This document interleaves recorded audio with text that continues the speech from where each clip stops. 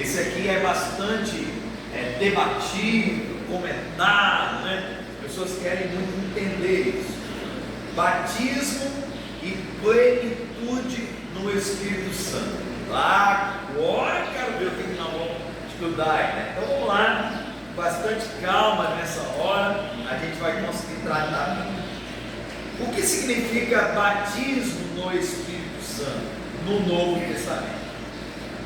Há apenas 7 textos no Novo Testamento em que lemos sobre alguém batizado no Espírito Santo. Nos primeiros 4 versículos, João Batista fala de Jesus e prediz que ele batizaria pessoas no ou com o Espírito Santo.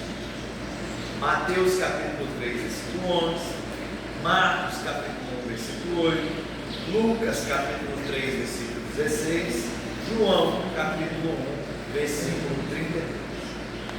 É difícil extrair alguma conclusão desses 4 textos com respeito ao que o batismo com o Espírito Santo realmente é. Descobrimos que Jesus é aquele que realizará esse batismo e ele batizará os seus seguidores, mas não é dada nenhuma outras especificações desse batismo. Os 2 textos seguintes referem-se diretamente ao Pentecostes. Atos capítulo 1, versículo 5, Atos capítulo 11, versículo 16. Esses 2 textos mostram que, seja qual for o nosso entendimento sobre o batismo no Espírito Santo, com certeza ele aconteceu no dia de Pentecostes, tal como está registrado em Atos 2. O Espírito Santo caiu com grande poder sobre os discípulos, e os que estavam juntos, eles falaram em outras línguas, e cerca de 3.000 pessoas se converteram. Atos capítulo 2, versículo 14. É interessante observar que todos esses 6 textos usam quase exatamente a mesma expressão em grego, tendo como únicas diferenças algumas variações na origem da palavra ou no tempo dos verbos, visando ajustar a frase. E com um exemplo trazendo a preposição subentendida ao invés de explícita.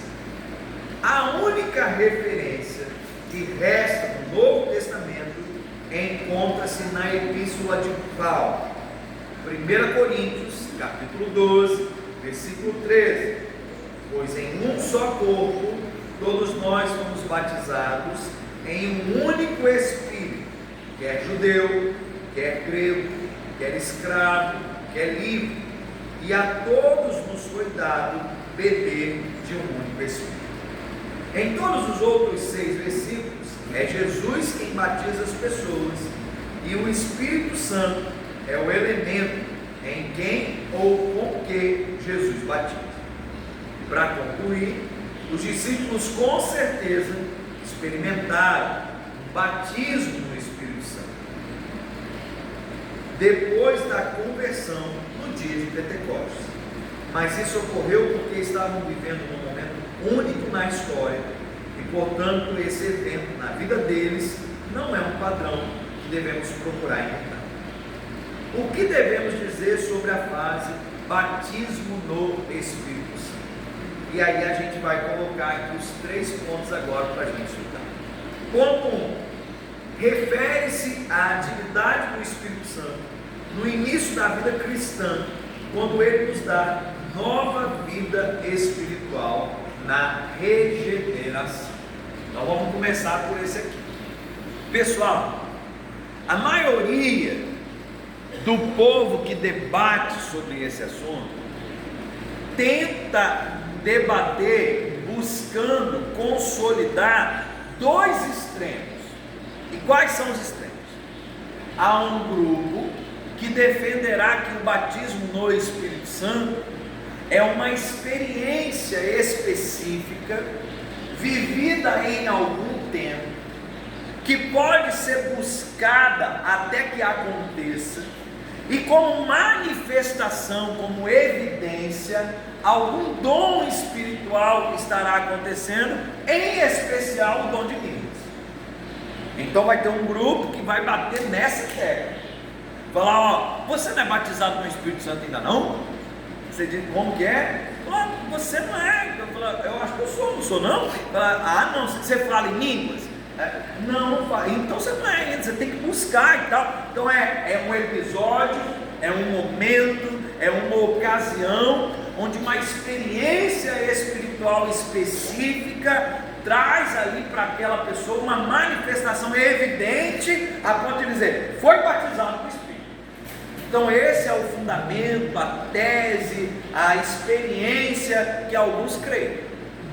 Outros entendem de outra forma. Todo crente em Jesus, quando aceitou Jesus, foi batizado no Espírito. Deus deu a esse crente o Espírito Santo, que o selou para a salvação, que agora dentro dele flui no seu interior. Então é um outro argumento, é um outro pensamento. Ah, essa pessoa pode vir a desenvolver algum dom espiritual? Sim, porque Deus dá os dons espirituais.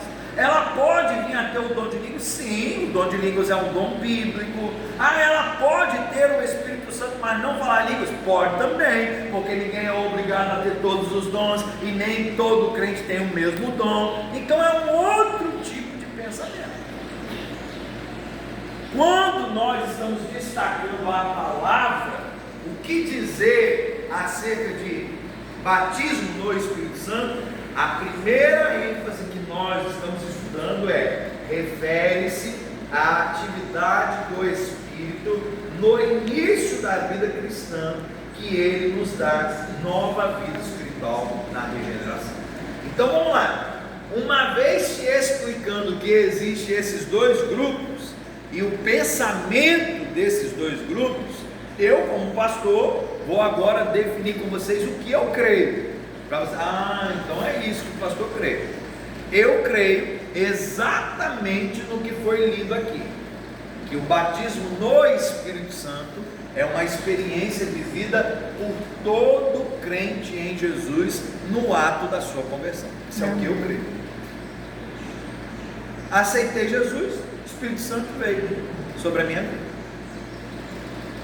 Respeito o pensamento diferente? Claro que respeito. Sou um homem respeitador, né? Consigo trilhar bem. Acho que apesar do respeito, se a galera estudasse um pouquinho mais, pensaria diferente? Acho.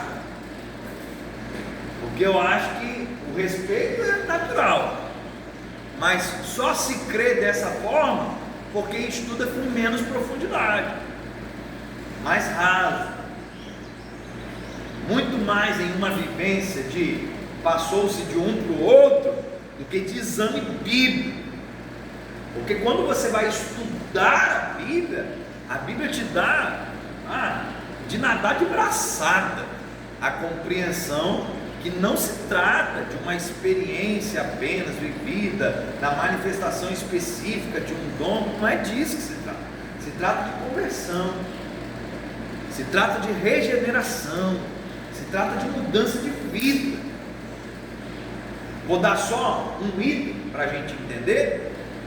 Vocês viram que a gente falou de 6 textos, que está ali todos os textos na apostila, onde dizia que Jesus batizaria. Não é verdade? Pergunta a você, se esse batismo fosse uma evidência, por exemplo, daquele batismo visual, simbólico, de imersão na água, onde morre a velha criatura, ressuscita um novo ser. Se fosse isso, fosse disso, nós estaríamos incluídos nesse negócio? Claro que não. Jesus não me batizou, que foi ele, né? Foi um pastor lá na minha época, né? Então não tem como fazer um fundamento de que tem a ver com esse batismo que a gente vive como manifestação específica. Pastor, mas por que o senhor está falando isso? Porque tem gente que acredita nisso. Quando fulano foi batizado nas águas, o Espírito veio sobre ele. Ué, gente, então se converteu na hora do batismo. Então, vou deixar você falar. Enquanto estava bem assim, eu te batizo em nome do Pai, do Filho, e foi afundando a pessoa falou: Senhor, entrega a ti o meu espírito. Aí se converteu. Aí o batismo é a única hipótese, porque não existe nenhuma coerência bíblica da pessoa estar sendo visitada, está sendo batizada pelo Espírito no momento do batismo simbólico, representativo, de confissão pública de fé. São coisas diferentes. Paulo. Eu vi uma doutrina bem religiosa, né? Onde se não tivesse se mover, você não era batizado no Espírito Santo. Mas quando eu vim para cá, eu entendi. Eu já tinha o Espírito Santo, para mim eu nem tinha o Espírito Santo. Estava faltando, né? Eu sentia aqueles negócios, né? Eu falava em língua e em mais. Então, quando eu vim para cá, eu passei a pensar da mesma forma, que a partir do momento que a gente aceita tudo isso, né? E o nosso comportamento, a gente recebe. Só que eu também tive a experiência, né? Da glória de Deus e do batismo, do dom de línguas, né? Então, seria experiência, no caso, diferente, né? São coisas separadas. O que a gente tem que entender? O dom de línguas, que é bíblico, está lá. A gente já teve uma aulinha só sobre ele aqui, né? Ele é idiomático, ele é fonemas ininteligíveis, né? Eu não entendo o que se fala. Ele é a língua dos anjos, a língua de... porque a gente viveu uma aula só sobre isso. Então eu vou pular essa fase, depois a gente pode até voltar, mas só para a gente sintetizar o conteúdo aqui. Esse tipo de manifestação é a evidência de um dom espiritual. Como Deus chama uns para apóstolos, outros para mestres, outros para pastores, Deus dá dom de língua a quem Ele quer dar. Agora não tem como, irmão. A gente fala assim: quem quer receber dom de língua faz uma fila aqui. Ué, somos nós que estamos entregando dom para os outros? Não funciona assim, irmão. Acho que não era batizado no Espírito Santo. Né? Nós vamos orar aqui e quem não tem, vai ter. Gente do céu, onde que eu comprei esse direito? Né? Não tem, não existe isso. Agora, é correto dizer o seguinte: tá aqui a congregação, eu estou pregando. Então, olha, quem quer aceitar Jesus e receber o Espírito Santo agora, tome uma decisão. E aí, se o sujeito de fato toma uma decisão, ele recebe. Mas não é porque eu estou dando, é porque é a condição. Aceitou Jesus, recebe. Então, nosso pastor, na hora que falou lá, eu senti mesmo. Mas não foi o pastor que liberou nada para ele, foi Deus que agiu. O sujeito genuinamente se converteu, falou: eu quero aceitar Jesus, eu estou arrependido dos meus pecados. Como ele fez isso, Deus conhece o coração do ser humano, sabe que foi de verdade. Deus fala: Espírito Santo, vamos lá, a partir de agora ele é nosso, ele é seu, pode habitar nele. Amém. Eu sei que você não quer entrar nesse assunto, mas... Não, tem medo de entrar em assunto nenhum, pode ficar à vontade. De línguas aí, do dom de línguas. Mas, e quanto a quem interprete? É um dom também. Não, tá, mas para ter um, tem que ter o outro.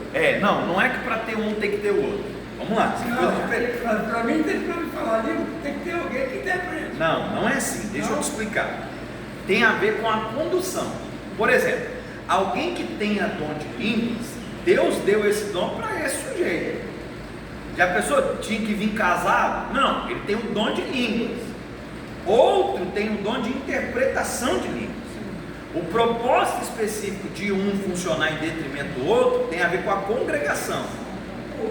Quando você vai falar em línguas, não faz sentido fazer isso, a menos que tenha alguém que interprete. É nesse sentido. Eu tenho dom de línguas. A Bíblia diz que quem fala em línguas edifica a si mesmo e fala em mistérios com Deus. Então, a pessoa tem um dom de língua, ela fala em línguas, é de Deus, está lá, está se resolvendo lá. Se eu escuto e eu não tenho o dom de interpretação, eu não estou entendendo nada. Mesmo com o pensamento de ser idiomático, se eu não tenho dom, não sei outra língua idiomática, eu não entendi nada. É fonemas, ininteligíveis, continuei sem entender. Então, a função da interpretação de línguas uma vez alguém faz isso publicamente, o dom de línguas tem que haver. Por isso que o apóstolo Paulo diz assim: gente, é melhor a gente falar umas palavrinhas no nosso idioma e o pessoal entender, do que falar de uma outra língua que ninguém vai entender nada. Pastor, eu entendo,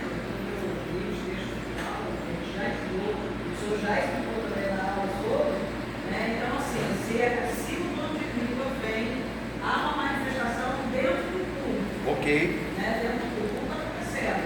Então o Espírito Santo tomou o Leandro para falar, tomou Marcos para falar. Porque Deus quer dar um recado à igreja. Específico, alguma mensagem. Exatamente. Então eu acredito que para a igreja entender, o Espírito Santo vai se manifestar na vida de alguém e dar a ele o dom de interpretação para que seja revelado à igreja qual é a mensagem. Vamos pegar um contexto, uma hipótese, só para a gente construir na mente da gente.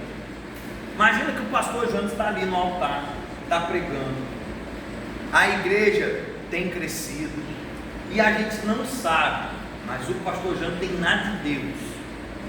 Só que você está sendo enganado facilmente. Então o pastor Jonas está lá vivendo uma vida promíscua, uma vida de pecado. Gente, está escondido de toda a congregação, mas de Deus não está. E de repente o pastor Jonas está aqui e Deus resolve assim: eu vou dar um bate nesse negócio hoje. Levanta uma pessoa na manifestação de um dom como esse, comunica uma mensagem clara, desmascarando o pastor. Eu estou falando Deus, tá? Estou falando alguém que quer falar mal do pastor e levanta ele, né? Eu estou falando Deus. E aí a pessoa vai e traz uma mensagem para a congregação. Daqui a 5 dias estará exposto o líder de vocês. Assim diz o Senhor. Pronto, uma mensagem. Alguém entende isso porque interpreta para a igreja. O culto acaba, né? Porque, meu Deus do céu, alguém interrompeu e tal, tudo mais.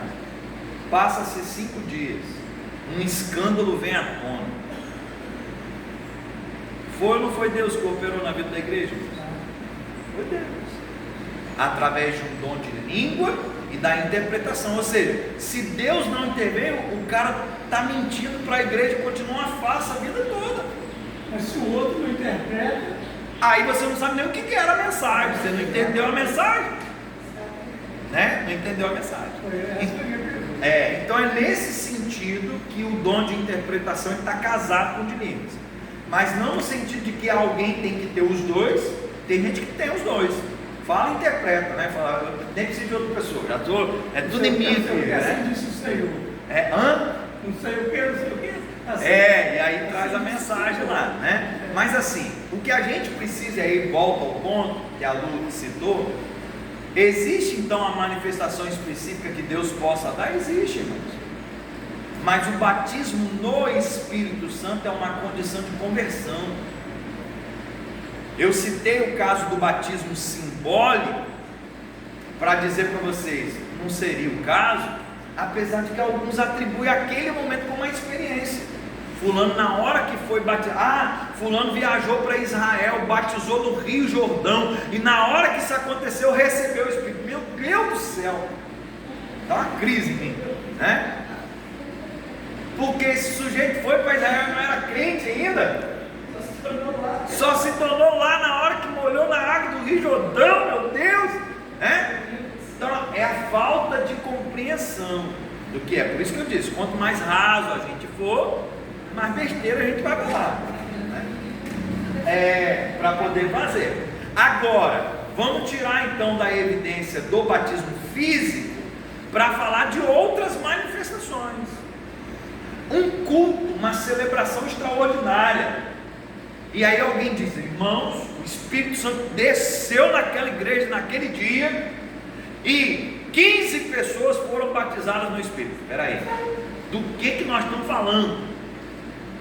15 pessoas aceitaram Jesus? Porque se aceitaram Jesus, foram mesmo batizados no Espírito naquela hora. Ah não, eu estou falando porque foi um reteté de Jeová, aconteceu um negócio e tal, não sei o quê. Não, irmão, estão confundindo as coisas. Eu não estou dizendo que não tenha sido de Deus, eu não estou dizendo que Deus não estava no mover, não é disso que eu estou dizendo. Eu estou dizendo que a expressão batismo no Espírito Santo está sendo empregada de maneira equivocada.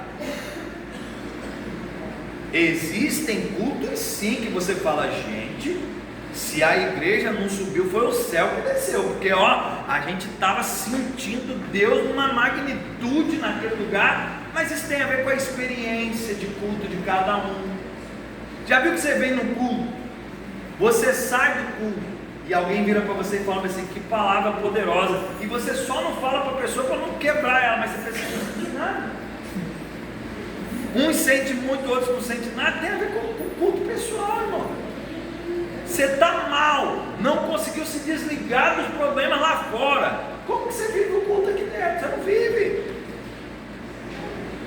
Você chega aqui sem se permitir. Deus já rasgou o céu, manifestou a glória, e você sai daqui do tipo assim, vou embora, né? Está desmotivado, desconectado. Agora, experimenta viver o contrário. Experimenta fazer da experiência de culto uma extensão do que você já está vivendo. Vive em casa um momento de adoração, se prepara, ora, acorda cedo, vem. Quando o sujeito fala aqui, boa noite, você fala, ó Deus, né? Você já está pelos poros sentindo a presença de Deus. Não precisa de muita coisa, não precisa. Já viu? Essas coisas têm que ficar claras para a gente. Pastor, você pregou recentemente falando sobre alguns momentos de avivamento que aconteceram. Sim.